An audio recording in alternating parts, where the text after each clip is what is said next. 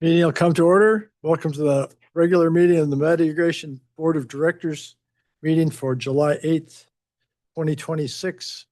You'll join me with a salute to the flag. I pledge allegiance to the flag of the United States of America and to the republic for which it stands, one nation, under God, indivisible, with liberty and justice for all. Thank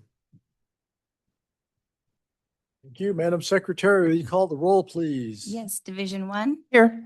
Division 2. Here. Division 3. Here. Division 4. Here. Division 5. Here. Thank you. Thank you. Okay, at this time, we'll take public comment for any items not on today's agenda. If you'd like, since we have nobody in the audience, how about at home? If you'd like to raise your hand online, you could do that. All right, seeing none. We'll move on to the consent agenda. I have a motion for the consent agenda. To approve the consent agenda. Second. Is there any public comment on the consent agenda? Any directors' questions on the consent agenda? No. Madam Secretary, call the roll, please. Yes, Division 5. Yes. Division 4. Yes. Division 1. Yes. Division 3. Aye. Division 2. Aye, thank you very much. Okay, general orders number. Craig. Just rolled right through it for you. It was your welcome home present, Jen. That's because, I know, right? I know, right? yeah, how long did it take us that day? I apologize.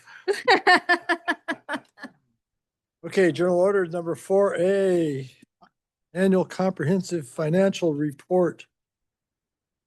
Who's gonna, So I can kick it off and then ask Sandra to come up and introduce her team.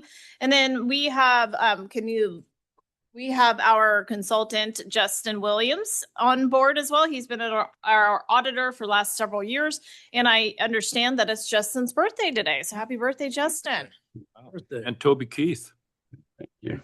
And Oh, Toby it's Toby Keith's Keith, birthday. too? Happy birthday to Toby Keith. Thanks. Who's he? Company. Thank you. No, I think he might be a musician. Oh, I'm oops. not quite sure. Oops. Okay, sorry, everybody. What? I'm not super into music. Okay. How'd So that slip in there? So this is the presentation of our 2025 audit. And before I turn it over, just want to give huge kudos to Sandra and her staff. It's an excellent audit. And it's even more amazing because they completed this audit at the same time that we did the Tyler transition to the new financial system.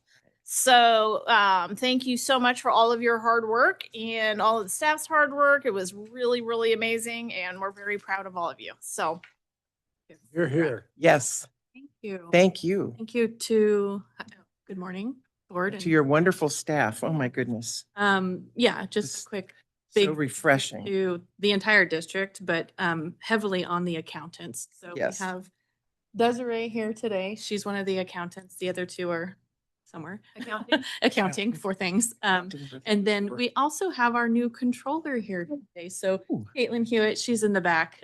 So she will be able to go through and do this process next year. Nice. And it's Morning. been great to have Kate join us. She came from another special district it's in Transit. it was transit district. Mhm. And but she's brought a breadth of knowledge. She understands systems. So she's been has come in seamlessly. So we're Perfect. very happy to have you. Welcome. And with that, we are going to kick it over to Justin to present the audit. You. Right, I'll go ahead and share my screen here with that presentation. A little more volume. I'll talk a little louder too. Does that help? Yeah, that's good. Okay. All right. So, as Sandra and Jen mentioned, this audit was for the last fiscal year ended December 31st, 2025. And I'll use the PowerPoint here to present the audit results.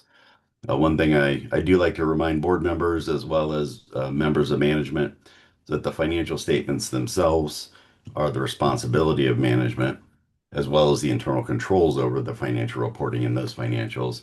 And then it's our job as the auditor to come in and form an independent opinion on those financial statements to let the user know whether or not they're fairly stated. So that's the goal of a financial statement audit, is to form an opinion. So the field work, the audit team, we were out there in early May. We do one part of a big part of the audit, in addition to you testing the actual numbers, so the ending balances as well as activity through the year, is we also look at your internal controls and processes and test those. And so if we end up with some recommendations for improvement, it's usually as a result of this part of the audit when we're looking at the different controls that you have in place. So I listed some of the different areas there that we look at. So any receipts, revenue coming into the district. We're looking at disbursements and expenses. And as we're going through each of these different areas and looking at these controls, the types of things we're looking for are things like segregation of duties. You don't want to have one person having too much control over a financial process or transaction. We're also looking for things like evidence of management approval of different transactions and reports, et cetera. So in each of these areas, those are the types of things that we're looking for, and we'll make recommendations if we see any opportunities for improvement. Also look at the HR payroll function, making sure pay rates are properly approved, payrolls being approved before it's processed, it's being done timely. And then we also look at the financial reporting side of things. That's like starts really with the bank reconciliations. Are those being done timely? Is there a review process in place? Then we also look at the different types of financial reports that the board receives as well. Those are all part of the internal controls of the district. So the next part of the testing that we do is what I think most people think of when you think of an audit. It's the testing of the numbers. So we're testing the balances at year end at 12/31, as well as the activity throughout the year. I listed a couple different types of tests we do. Cutoff testing, that's a big one. That's where we're looking at transactions that occurred right around your year end, being 12/31. Oftentimes, accountants are good at doing day-to-day processes throughout the year. You get to a year end, and, or any really cutoff period, but in this case, your year end, there's different types of entries that have to be done, accrual entries to make sure that things are recorded in the proper periods. So it's just considered to be higher risk. So we concentrate a lot of our procedures around that 12/31 date. We even look at transactions going into 2026, into January, February, to make sure that things are recorded in the proper period. Another big test we do are analytical review procedures. We'll look at things like average payroll per FTE or per employee. We'll look at higher level ratios for billing. Also, variance analysis is another example of an analytical review procedure. That's where we're looking at balances in accounts over several years to see if there's any unusual fluctuations of things we weren't expecting. So that allows us to look at a lot of information at a higher level, and if anything looks off or doesn't meet our expectation, then we can dig in further. Also do confirmation of balances. That's where we send third-party confirmations. It's done electronically now to financial institutions, and they respond directly back to us to verify that the account balances that the district is reporting in the bank is in agreement with the records. Also do detailed transaction testing, and that's where we're selecting transactions directly from your accounting system and requesting the backup for them to make sure that they're classified correctly, reported in the proper accounts, reported in the proper time period as well. Then we work on putting together the financial statements and footnotes to make sure that they're presented in accordance with the GASB standards. That's the Governmental Accounting Standards Board. So as a result of those audit procedures, there are 4 different reports or letters that we issue. The first one's our audit opinion. It's a main one that goes in the front of the financials. Next one is our government audit standards report that goes in the back of the financials. Then we also issue two separate letters, a board communication letter and then a management letter. So we'll go over the results of each of these reports and letters. Again, first one, independent auditors report. This is the main one. This is where we form our opinion on your financials to let the reader know whether or not they're fairly stated. Four types of opinions that an auditor can provide: unmodified, qualified, adverse, or disclaimer. Unmodified is what you want. And that's what we have here. It's a clean audit opinion. It tells the user of the financials that the financial statements as presented are materially correct. So definitely good news there. Next report, the Government Audit Standards Report, also known as the Yellow Book. The majority of the government audit standards, the requirements fall on us as the auditors. We have to make sure that our staff receive government-specific training. There's certain requirements for that every couple of years that they have to be up to speed on those. And there's other things that we're required to have in our own internal control and review process to make sure that we're qualified to do governmental audits. How it affects you and as part of our financial statement audit is if during the course of performing the audit, if we identify any issues with your internal controls, we're required to put those in one of three categories. Material weakness, it's a major issue with controls. Next one down is a significant deficiency. The third one is called a control deficiency, which is the least severe. If it doesn't rise to the level of material weakness or significant deficiency, we report it on a separate management letter. So this particular report, you can, if there were major issues with controls, they would be listed on a schedule of findings in this report. But as you can see, there were none. We also report any compliance issues if there were any noted as well. The next letter we issue is our audit conclusion letter. In addition to our audit opinion, there's certain things we're required to report to you under the audit standards, and this letter accomplishes that. First one is if there were any new accounting policies. There was a new GASB this year. The GASB issues a statement or two or three every single year, seems like. But this one really didn't affect your financials. There were certain risk disclosures, but nothing significant for your financials there. We're also required to let you know what accounting estimates there were in the financials. Nothing unusual. It's just by the nature of these particular accounts or line items on the financials, they're considered to be an estimate. Depreciation and then the net pension liability and net OPEB liability are considered to be estimates because they're derived from actuarial studies. But again, nothing unusual, just we're required to let you know what those are. Also, if we had any difficulties in performing the audit, maybe they wouldn't ultimately affect our audit results or audit opinion. This is our opportunity to let you know that. Examples of things we can put on here are things like if there were significant delays in the audit, or if we're unable to gather information from staff timely that caused delays. Maybe if I was doing this presentation in September or October, this would be my opportunity to let you know that that's the reason. But again, there were none. No disagreements with management. And then we just had three audit adjustments. I mentioned a second ago about the government audit standards letter. If we had any major issues with your controls that we consider to be material weakness or significant deficiency, they get reported on there. In this case, if they don't rise to that level, more like general recommendations, we put them on here. And there was some accounting of payroll liabilities as well as the accounting of the OPEB net position. More or less accounting entries that were done at the end of the year weren't done correctly, so we had to make a correcting entry for those. Nothing of major concern there. We also had two prior year recommendations, and those were implemented. From a board member's perspective, we're almost always going to have a couple of these. We're going to try to find something that we can do a recommendation on each year. But the main thing here is that accounting and management, they're implementing these. Some of these are already done.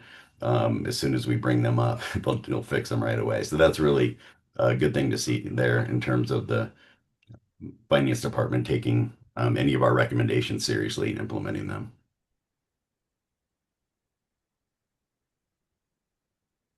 So in summary, excellent audit results.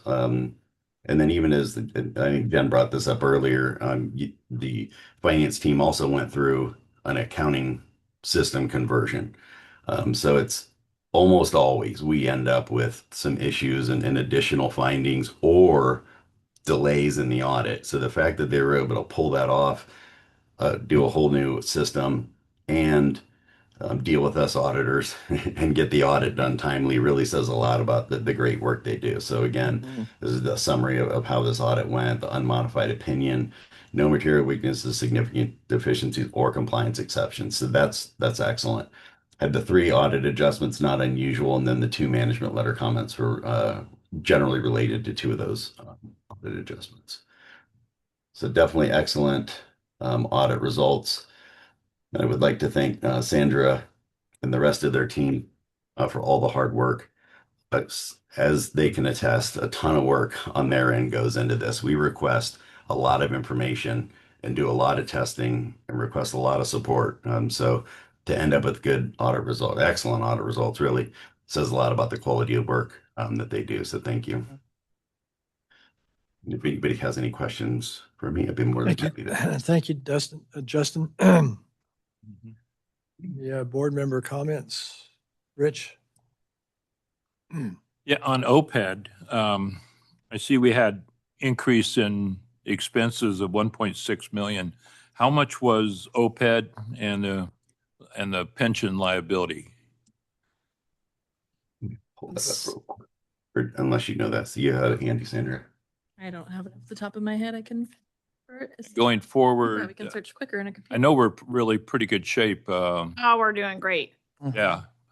So OPEB, We're about 100 and we're about 101% funded. Right. And so coming forth into future years, it's likely Sandra and I are actually going to meet with an actuary that will start paying annual requirements for OPEB out of the OPEB trust, which is good. So it'll start alleviating some pressure from our budget. And then with unfunded liability, I think we're still up in around the $65 million range. As the board is aware, you made that. So we pay our annual unfunded liability that is based on an amortization schedule that is provided by CalPERS. So we pay that annually. It's about $5 million, a little over $5 million. We do one lump sum payment, so we get a discount because we pay it in one lump sum. But then we also make a separate payment now because the board made the great decision to open up that CalPERS trust or unfunded liability. So we're paying about $2 million a year into that trust. So I think the trust balance is around $5 million right now. And we'll plan to make another $2 million payment in 27. I just wanted to point out it's great policy, good work. Yeah. And a lot of districts are not doing it. Yeah, we're not in bad shape. We still want to keep chipping away at the unfunded liability. And just be aware that, we say that we're 101% funded for OPEB, but remember OPEB liability changes every time they do an actuarial valuation. It's based off of your current census of your staff, which includes number of staff, and also things like age and whatever the current death tables are, which will highly influence that cost. So it kind of fluctuates a little bit, but being, at the 100% range funded for OPEB is excellent. So also in that 1.6 million increase in expenses was pumping because of the outage by PG&E. Yes, there was definitely some increase related to the ongoing PG&E outages, the capital program. Yeah. Okay. But we cannot bill them. So that Can we bill them? Well, so that will all get shaken out in likely whenever they bill us for the. They have provided us notice that they believe that the extraordinary cost sharing requirements apply to the damage that they caused at Spalding 1, and that will be subject to mediation likely. We don't agree with that. So going forward into this year, this is something that came up last time when the state required us to put 42nd feet of water down Bear River for about a week. Can we bill the state for that water instead of losing it? There's no one at the state to bill to. So they took estimate about 60 grand of water from this district, but we have no recourse. Yeah, so the state has a lot of authority through a variety of different laws, and a lot of the water that we've been having to put down has been related to yellow-legged frogs. Yep. And so that we don't have any leeway, essentially. So my Nice. question, go ahead. Well, I mean, it's just nice to make laws to your own benefit. It seems like a huge conflict of interest. We should try that. But I have another question on capacity fees. We're around 6 million. No, we have about 6 billion. Yeah, in there, right. I thought that was higher That a few fluctuates. years ago. It was, but we, a few years on the capital projects, there were about 2 or 3 capital projects. It was the that we could Duffleys. use that. Yeah, Those funds waffle, for. yeah, Yeah. yeah. And that, The Duffleys were funded by the capacity fees. That's their new connections. And Right. so as those loans get paid back, that money goes back into the capacity fees. and there were about 3.5 million on those that we get repaid back at 4% interest. Yes. Okay. Thank you. I have some. Oh, go ahead. I have a follow-up question to Rich's. but Oh, we well, can- then go. Oh, well, all right. Okay. Mr. President, you tell me what you want me to do. Yeah. By the way, thank you, Sandra, and all of you who worked on this. Having been here for, I don't even know how many years now, 8, This plus, is plus a couple of years in advance of kind of getting my feet wet. This is these just get better and better. And I thank you. We don't have to revisit how bad it was, but it is great now. Thank you so much. I do have a question though on our staff report on at the bottom of page 2, and this is my confusion, so I'm hoping someone can help. It says total revenues of 86 million surpassed the expenses by 70 million. So for a total of additional revenue of 15.7. Then when you get down to the third bullet on page 3, it says that we saw an increase in non-operating revenues of 2.5 million, changes in the market. Total revenues increased 3 million in 2025 compared to 2024. So those numbers are different. And what is the different? Why is that different? And what am I not seeing? One is the second bullet is actually referencing actuals. And the third bullet is referencing increase over what was budgeted. So budget versus actuals.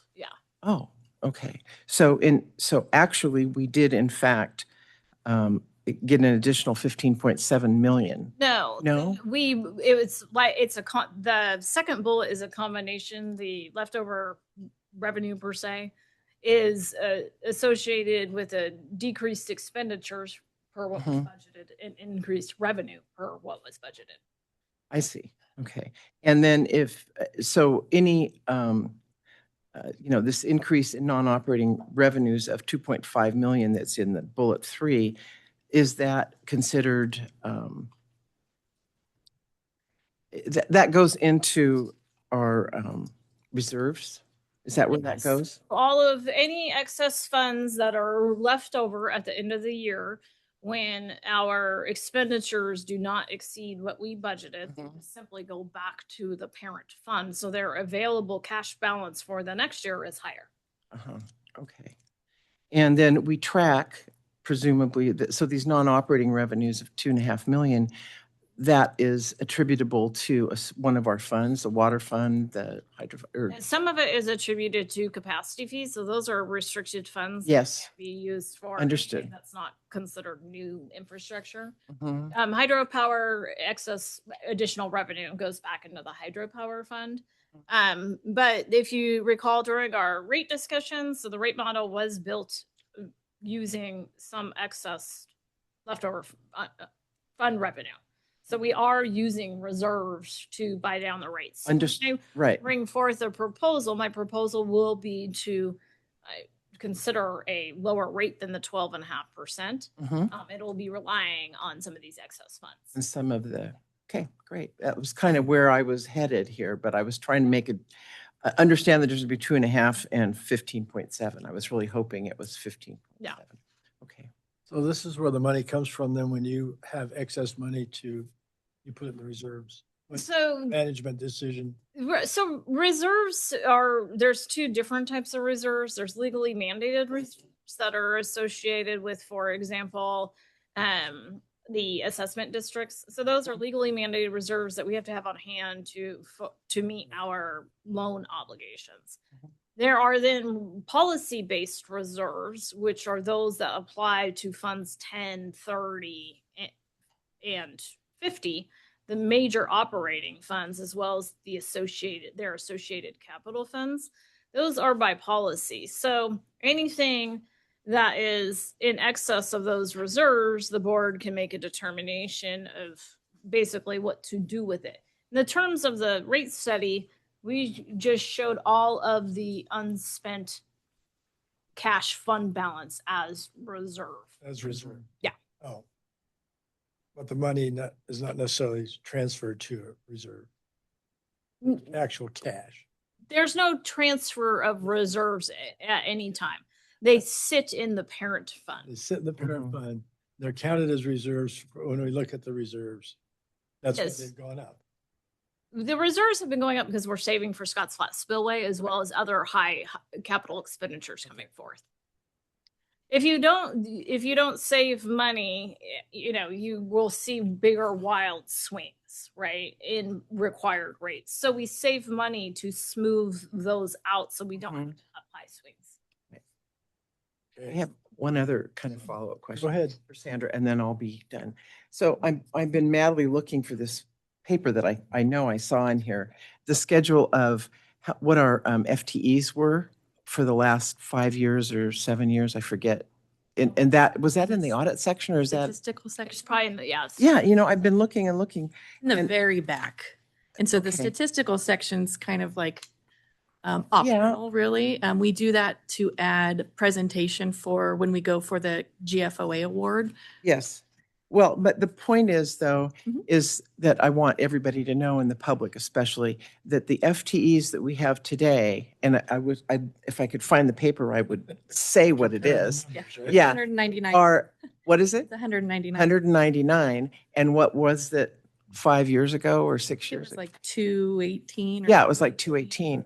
So the point is that under our current management and our wonderful staff, we are lean and we are operating this very efficiently with less staff, and which means less expenses. And thank you, Jennifer, and thank you, staff, because everybody's doing more with less, and we're not putting out, 18 extra payroll checks and retirement funds and so on and so on. So it's a huge savings, and it is not to be overlooked. And I just wanted to point that out. Thank Just you. letting you know, it's on You're here. page 72. It was 200. Say that again. On page 72, it was 219. And then it slowly decreased, and now we're at 198. Okay, thank you. That's it for me. Thank you. All right. Director Stevens, any questions? I just had a follow-up on Rich's, this might be for you, Justin. Back to his observation about extra expense this year. When would an expense like that rise to the level that it would become a question for you that something's amiss in the audit? Is there a number, a percentage number year to year? Or is it Yeah, more, good quote. more Yeah. subjective? It's more subjective, and it's more when we're looking at high level analytics. If the district is operating with a consistent excess of revenues and building large levels of cash that aren't necessarily designated for specific purposes, and then are going out for higher rates, then that would obviously raise red flags with us. But nothing specific, that we would say above X amount. Do we raise any concerns? We get questions a lot about general reserves. Just so how much should we be keeping? More like rainy day type funds, general reserves. And the GFOA has some recommendations about that, which is usually around 6 months worth of expenditures. That's what Jennifer alluded to that a little bit in maintaining funds. You know, when you have a good year, you want to save that money so you're smoothing things out over time, and you don't want to be caught without the funds if something happens where you have to spend a lot of money on a large unexpected capital project due to, you know, whatever. But yeah, to answer your question, there's not a real specific number that we would look at other than it's just more subjective and depending on what the district's doing and what their trends have been over time. Yeah, and if you'll recall, when we were looking at the rate models specifically related to the movement of the implementation of the rates from July to January 1st, it created a reduction of revenue recovery over the 5-year rate period of about $25 million. And that continues into the future, right? So Yes. although we are financially stable, we're looking good, we are going to be significantly hitting the reserves. We'll really know a lot more once Scott's Flat is bid. Okay. Is there any public comment or questions from the public on the audit? Okay, and this is a receive and file? Yes. Yeah. Okay, I move to receive and file I'll second. 2525. any discussion on receiving and filing the audit for 2025? Any public comment? Madam Secretary, call the roll, please. Division 5, Yes. Division 4, Yes. Division 1, Yes. Division 3, Aye. Division 2. Aye. Thank you. Thank you very much, Justin, for being here this morning. Thank you to the county department and Sandra for a great audit. Thank you, everybody. Thank you, Justin. Happy Thank you, birthday. everybody. Have a good day. Thanks. Yeah, happy birthday. Thank you. Have a good day, everybody. Bye. Okay. That's my place. Here we are. Okay. Budget to actual reports. So you're right in the seat, ready to go. Ready. Me again. Sandra Dunlap, Director of Finance. Now, as you know, the audit is complete, so the team circles back immediately and starts reconciling the current year. And so here's Q1, hand in hand with the audit completion. And so this is through the month of March, Q1. However, we are reconciled now through May. We're on track. We're Fabulous. caught up. So yeah, it's a really great thing. The team has worked very hard to catch back up after the audit and the Tyler transition. So great job, everybody. So we'll just jump right in. The Q1 financials, I like to go to those summary schedule tables. That's a high level, so we take the detailed reports and we put it into this format so it's easier for everybody to review. It's pretty consistent year over year, and so this quarter is not really much different than Q1 in 25. There are some changes, specifically in the revenue, and that's really the water fund. And so if you recall irrigation billing, we would normally bill a full year of irrigation billing in the first quarter of the year. And so that changed. We billed the first installment in this quarter. So you'll see that the revenues for Q1 is a little bit lower year over year. However, we will bill the next schedule installment 2 and 3, and so it'll catch up. It just looks a little different. And so that's really the notable item for the revenue section. Everything else is pretty consistent. Recreation capital, as you see here, Fund 35 in the revenue section, there's a budget of 64 million. So that's related to grants. And so if you recall, typically the way we do grants, we have to spend the money, get the item, and for reimbursement. And so this was just kind of a carryover from the prior year. We only paid the deposit last year in 2025, so we could not request for reimbursement that year. And so this year, in Q1, we have not received the money. That's why it shows 0. However, we did receive that full grant money in Q2. You'll see that. Other than that, business as usual. The transfers, that's the second half of the transfer inflow section, right? And so the transfers in, if we remember in Q1 of each year, we do that journal entry to move 100% of the capital transfers. And so that's why you'll see that number, that percentage overall, 57% seems high. It's not, a quarter, it's 50% because we move 100% of the transfers from the parent fund. So for example, the water fund has so many capital projects and we transfer that into Fund 15, the capital. And so that's the transfers. Any questions on revenue side? If not, we'll jump into the next summary page for the expenses, the outflows, and the. You know what? I will have a question on the revenue side. What, or do you know what the delinquencies are for both treated and raw? Is that shown do in? not know You that. don't know. I had. But if you remember, each year we are able to send delinquent accounts to the county, right? And Right. so really it's just that 1 year roughly period. And then we go to the county and we get that money back. And is we can that look at- true for both treated and raw? I know we do it for treated. I don't know. Water isn't as much of an issue because we do water shutoffs. That's And on right. top of that, we do the. And so on the raw water side is that when we have delinquencies, well, we obviously don't shut it off.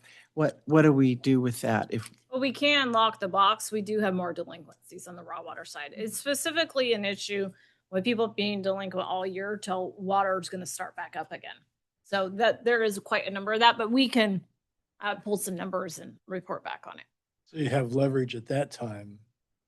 Yeah, it's still a problem though. It's still a problem. I'd like now, but at some point to look at those delinquencies, both on the treated and raw, and see how we handle those. Because it seems like we handle them a bit differently. Well, the treated water is more regulated by state law and Mhm. related to how you do water shutoffs. Right. And shutting off treated water usually motivates people more quickly. Well, of course, yes. Toilets. It's on the raw water side that we have a lot of delinquency issues related to that kind of last payment of the year. Uh-huh. So, yeah, we can report back on that. Yeah, I mean, I'm just interested to know how that susses out. Yeah. And for this presentation, you won't see that here. Right, okay. Because this isn't this isn't cash, right? And so. Yes, this is budget to actuals. Yeah. And I this get is it. the billing. So every time customer service team bills all of the accounts, that's reflected here in the revenue. So Mhm, we book a revenue and then we book a receivable, but that mhm. doesn't mean we actually received the money, but it does show the full revenue. So you wouldn't see the delinquents in. Right, that's kind of why I asked the question. It's like, well, did that mean we actually have it in our Yeah. account? Or, No. where is it? Okay, Nope, thank you. just a placeholder.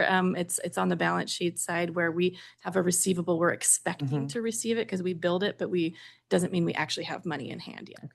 So then following through with that, at the end of the year, we'd show a certain number of losses if we had uncollectibles from raw water, for instance, right?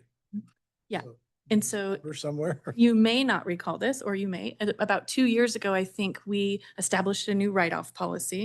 And Yeah. so we are, the customer service team is regularly looking at those delinquent accounts. And if it's not an account that goes on the property tax roll to collect that via the levy, right? Mhm. Then we're able to write those off. And so it's very minimal. Hmm. And there's a signing, or excuse me, an authority of which if it's really high, we bring it back to the board. But I think it's like $100 or less. Oh. We can do it internally. Yeah, But there's not a lot. There's really not a lot because we have shutoffs and send it to the county to levy. And so I think it was higher during the COVID time and we couldn't really turn people off. So there was no, that secondary force to make them pay. But now that's kind of all over and behind us. And yeah, we're not too bad, but we will circle back on. yeah, and then isn't there about 1,100 or 1,200 accounts? I forget what we call them, constructive conveyance accounts, where, Yes. In-home water use. yeah, where folks are using raw water for their domestic water. And it's like, well, what do we do about that? Because They would go on the tax roll too. Yeah. they would go on the tax roll. Yeah. Yes. Thank you. Having a refresher about that That's right. is helpful. Thank you. In that same token, or the same neighborhood anyways, what do we generally carry in receivables and what kind of dating? It just So is the question for me. yeah, so receivables, right, we have assets and liabilities and the receivables are on the asset side. Right. So those are all, anything we bill for. And so all of the treated and raw, we have billing for hydro's billing for PG&E, like the big PG&E payments that we do. And again, it's all of a timing. Yeah, it So it's a fluctuates. rolling, it's a rolling number. Right? Yeah, it's going to constantly fluctuate. Is there a, If you think about it like, that's usually 30 days or? it depends on Depends. the type. And so like PG&E and the revenue there, we essentially bill it and they wire transfer us the money. So we get that pretty much a month or two later. There's not a whole lot of delay in that versus some of the water accounts that could take longer. We have a period before we can shut off. We have, a whole year before we can send to the county on the tax roll to levy them. And so those could sit a little bit longer. That's a rolling number. What's the high roll? It just depends on the time of the month you're talking about. Yeah. So we immediately send bills, you immediately have a receivable, right? So I'm probably in the over. Okay, so a better million. question then is what kind of receivables do we have that are 60 or 90 days? Exactly. Mm-hmm. That's the question. Not the 30 Those days. are all going to be mostly water customers. Customers, yeah. But like a dollar value, would you even estimate how many dollars are out there 90 days? Okay, so we can use this Q1 for an example, right? So the irrigation billing that we did, What page are you gonna? Yes. be- still on the summary, but I have my own note because you won't see it. So we billed 2.2 million in irrigation billing in March. I don't remember They're the date. posted when they're billed. Yes, You said- correct. So as soon as that 2.2 million, all those bills are created and mailed out to customers, that becomes a receivable on our books. Mhm. And the opposite side is a revenue, right? So we credit a revenue, debit a receivable, but we don't get that money today, right? So at that point in time, that's your receivable, 2.2 million. Okay. And so then the payments start trickling in. So it's So it's a always constant moving. fluctuation. It is, yeah, it's a moving target, right? Yeah. All the time. But to follow up with, I think what Brad said, when we get over 60 days, we start to worry a little bit and we have no recourse on charging interest, right? We cannot charge interest on those. No, we shut water off. We charge They them pay a late late fees penalty. on some. They can pay a penalty for late payment. And and that late payment is just a transactional cost? Yeah, I recommend we bring it up because Yes. we're doing a lot of speculating off the top of our Yeah, heads. let's Why bring don't an we item. just bring an item back and I we can think just. that'd be good. And Thank you. would that include our ability to apply an interest rate to late payments? It depends on how we wrote the late payment. The treated water payments are much more subject to Straightforward. regulation. Yeah. Yeah, Okay. so I'm not clear. Yeah, and we will actually need to bring an item back to clean up the policy, and in the policy, it's how we bill. And so maybe that's a good opportunity because Yeah. when we're switching the billing, the treated irrigation water billing, that's going to change. And so we need to update that policy anyways. Great, thank you. Good. Sorry for that left turn there. Just. Squirrel, squirrel. Squirrel. That's all right. Okay, jumping on to that next summary page for the expenses. Again, we're pretty consistent year over year. So that top section are operational expenses, capital expenses. And it just so happens that we were exactly at 25%, which is very rare because I Yes, that always is rare. say just because it's Q1 doesn't mean it's 25%. In this case, we are. Nothing stands out on that. And again, the second half of the outflows are transfers out. And again, it looks high in the first quarter because we transfer them all out for capital projects in Q1. Right. Questions on that? Any other questions? But in general, recreation is being subsidized, how much? About 2 million a year? No. A little under? Yeah, it's under that. Yeah. It depends on the year. Like they were doing, for Monica, they were doing really well, and then Golden Muscle happened, and then Right. PG&E stuff, and all this stuff happened. So they're kind of back. Water down. shortage. Yeah. Yes. I guess. It's only about, wasn't Well, it about 350 or something? No, it's more than that. I I don't think recall. last time it was more like 1.4 roughly. Yeah. Around there. Yeah. Yeah. And then in some years it's better and better. So we'll see that- it again when we bring the budget back. We'll bring that fund Mhm. summary and go through all that because we would have to approve a transfer. into that. And we're working on closing that gap. Yeah, Yeah, we have Revenues been up. working on, then you guys approved. we've that. raised the rates and we've Yeah. been, I just pointed out that's a government requirement of us. But it costs our water customers money because of a government requirement. Directly, yeah. Okay. That Great. summarizes it. Any other questions? Any other questions from the board? The Okay. Well, actual. we'll bring back Q2 shortly. It might seem close, back to back a little bit, but yeah, great. we're almost there. Yeah, that's awesome. And we do a receive and file on this also? Yes, Yes. please. Okay. Motion? I move to receive and file the budget to actual report for funding year 2026 Q1. Second. Oh, Earl got it. Rules moved in second. Is there any just further board discussion? Is there any public comment on the budget actual report for fiscal year 2026 quarter one? Seeing none, Thank you. Madam Secretary, call the roll, please. Yes. Division 5, Yes, and good job. Thank you. Division 4, Yes. Division 1, Yes. Division 3, Aye. Division 2. Aye. Thank you very much. Thank you, Sandra. Thank Great you, job once everybody. again. Okay, dokey. Next is General Manager's report. Right. So just give a little update on the Hughes Road pipe issue, pipe break, mainline break yesterday. So water has been restored. We're looking good, doing cleanup. The pipe was actually replaced about 8 months ago, so it is still under warranty. So we're working with the contractor through those issues. We are How it failed or why it failed? Yeah, that's fine. we're all just pure speculation. We don't know. The Bay Delta plan update is still moving forward. So we do expect the State Water Board to release a new draft at the end of this summer, and they're still planning on going to a vote in the fall timeframe. There are still some issues related to the program that we're consistently working through on a regional basis. So once we see that new document come back, we'll let you know how it's looking. Was this did you say for voluntary? Yeah, so this is related to the Healthy Rivers Mhm. Landscape Voluntary Agreements. And then just by way of formal announcement, we will be holding a rate. So as the board remembers, recalls, we committed in the adopting resolution of the Prop 218 rates to hold 2 public workshops prior to actually establishing each annual rate. And the first public workshop will be during our regular board meeting on July 22nd.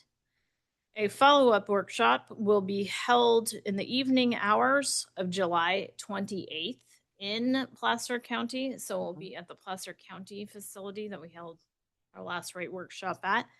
And then we anticipate the board taking consideration of the rate recommendation for 2027 on August 13th. The August 12th board meeting will be canceled due to the Nevada County Fair, and we are looking to schedule a special board meeting on August 13th. Any questions? Okay. Wouldn't that be fun? Rich wants to have it at the fair. I think that's a great idea, Rich. See Those eyes Can you guys do it on the zipper? on the Ferris wheel. That's a little past my abilities. Maybe the Never- tilt-a-whirl is my max. Me too. I've never been on the zipper. The zipper? Oh, Yeah. jeez, no. We're gonna do it on the zipper. I'm not going to. Nope. The Gravitron. Minus Street Stage, I think is what he's Well, thinking. does that complete your report? That completes my report. Okay. Thank you very much. How about Board of Directors items? Who wants to go first? I'll Earl start raised off. his hand. I appreciate the update on the grants last time, and I would like to hear what the update is today. And are we going to be putting something on the website to show what we're doing as far as accomplishing which On grants? grants, no. Nope. Grants are highly competitive and you Mhm. need to keep your cards close. That's right. So by having Greg give us an update, is that showing our hand? Yeah, I mean, I don't, to what extent, I don't. So I- Well, let us talk about this offline and figure Yeah. out what we can do, but we don't want to, those are very highly competitive Mhm. grants. So, My intent here is that I would like to push staff, obviously, in a positive direction to make sure we're going after stuff and have them give us information. So we said, hey, what about this? We can give input, but also let our customers know that we're working hard to get those grants. yeah, I think that we could have a happy medium with just bringing an item to the board as opposed to putting something on the website. Okay. so you're talking about before we receive a grant, in the process before. Well, I've learned that Greg's meeting with Nevada County and Placer County RCD and working on a process there. I love hearing that. Yeah. I'm just that sort of stuff, maybe. Yeah, some things are just a little half baked right now to completely bring them forth, but let us work offline and Okay. come back. Second item is when will Scott's Flat be bid? Since we have this item in here now. Yeah, so Scott's Flat be bid likely late 27. So we'll probably do trees first as a separate bid. And then you might either see a bid come out late 27 or beginning of 28. Okay. And the other thing is that Monica's not here, but there was a large article about Lake Oroville is no longer doing inspections for the golden mussel. Yeah, that is correct. There is a lot of kind of back and forth going on. People aren't really happy with Oroville with doing that because of their connectivity to the Delta.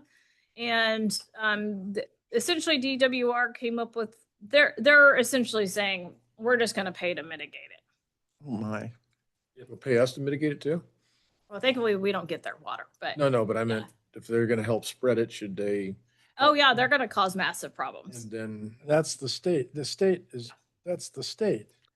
Yes, it is very, It's just very that- odd. Yes. it is very odd. I don't know how that decision goes. Because even up in Tahoe, I read that they turned away 5, more than that, I heard. wasn't it? Boats? Tahoe has had a robust invasive species No. program for years. Right, but they found 5 boats with But there's golden mussels. I mean, this was just like in the last month. yeah, there's significant issues down in the lower delta related to golden Mhm. mussels. They're getting into irrigation canals and pumps right now. There's legislation moving through the state to talk about decontamination. CDFW actually just announced a rulemaking. It's all out right now for like a 45-day review. So there's a lot of stuff happening at the state and CDFW in particular. And I don't think CDFW and DWR are actually on the same page. Do we need, Because You think they are? right now in Or a not? golden mussel meeting? That's why she's not here. okay. Do we need to revisit what we're doing, or are we revisiting constantly by the evolution of everything? Yes, Okay. yeah, we're heavily involved in the regional and statewide coordination related to golden mussels, and that's in fact where Monica is right now. Excellent, thank you. So whose jurisdiction is Tahoe? TRPAs, Mhm. Tahoe Regional Planning Agency. They essentially govern. Tahoe has 12 boat launches. But That's like TRPA is a bi-state it's agency. 2 states, okay. Because that doesn't make sense if they, anyway, TRPA handles the bi-state okay. regulation. Even Convict Lake has golden mussel rules. Every cold lake up there is instituting, protections against the golden mussel. But imagine the state doing the right thing. Yeah, it's interesting because CDFW is kind of leading the charge to establish a statewide framework and essentially rulemaking, and DWR is going off the reservation, and they probably are going to have the most. Oroville is not one. You No, know, well, this should be the other way around. you can make an Or- argument maybe for the Upper Lakes, which I still don't Yeah. entirely agree with. Mhm. It needs a little bit more analysis, but Oroville, it'd be like opening up Rollins. Right. Mhm. Just too warm. Well, is PG&E doing Spalding? No. PG&E won't participate in the conversations either. Wow. Well, Chuck? okay. Going back to getting control of our water, Right. we have to get control of our water. Mhm. Okay, Director Heck. Yeah, thank you. Let's see. First, I had an opportunity to get out on Scotts Flat with some friends who have a boat, and they are participating, of course, in the whole tagging golden mussel operation there. And the purpose for me bringing it up is simply to tell you that the staff, the young staff gentleman who was there was just awesome. Oh, good. You know, he was friendly, he was like on it. He's keeping people coming and go. He was great. So I just want to say he was great. And I did not tell him I was a board member. So you know, You're secretly, but you're. I was a secret agent. Yeah. I was a secret agent. I was a secret agent. And other than that, you know, I've had a lot of conversations with my constituents regarding the rate increases. And I have been consciously going and visiting with farmers in my division to talk with them about it and answer their questions and help, you know, allay their concerns and help them with the math and so on and so on. And it's been helpful to go and talk to folks one-on-one, which is what I've been doing. So thank you. That's it for me. Okay. Director Fowler. We're repairing irrigation systems, aged irrigation systems. The Hughes Road thing is interesting in that I just dug up a pipeline 2 weeks ago that I've repaired twice in the last 5 years. And it's 5 feet deep, and it's quite an endeavor to get to it. And the 12-inch irrigation pipeline. And the failing is 100% mine, I'm sure. I'm dealing with some blockages, but it's fun to revisit things that we've already fixed. If you need some help, I'll come over. It turns out moving the soil is not the hard part. It's everything. Did you prime your pipe? You have no idea. This is a pretty backwards repair I've done. Implemented a trail camera. So I did a low-tech telemetry. We're working on implementing. So we have a weir where we measure the water that's delivered to the ranch. And the theory is to set up a trail camera that sends a photograph to a phone every 4 hours.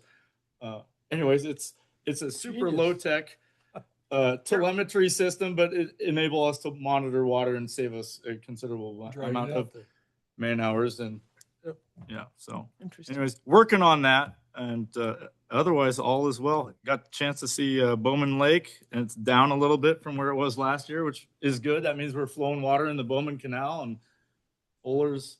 And what is about Fuller? Any word on Fuller? They're done working. It looks good. Oh, it's full and Fuller, that was looking just great. the initial investigation.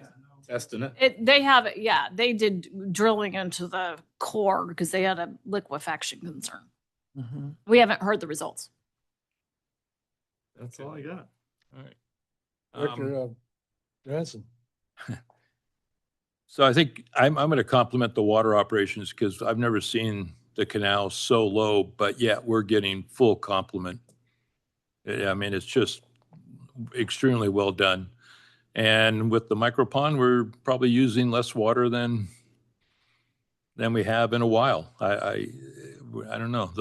It's just working so much better this year. I concur. I haven't made a trip to the ditch yet this year, so. That, it tells you a lot. Met with a couple of different groups, met with a candidate for state senate, and that candidate definitely wants to help water districts and understands water in California really well. Other things, no, everything's going quite well.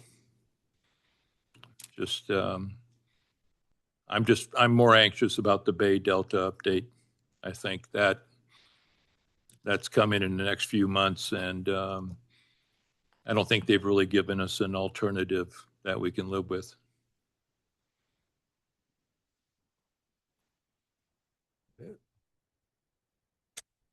And I have no further report. At this time, we'll take public comments on items to be considered in the closed session. Is there any public comment today? All right, seeing none, we will close the open. We don't anticipate a report out. Don't anticipate a report out from the closed session, okay? We'll close the open the closed.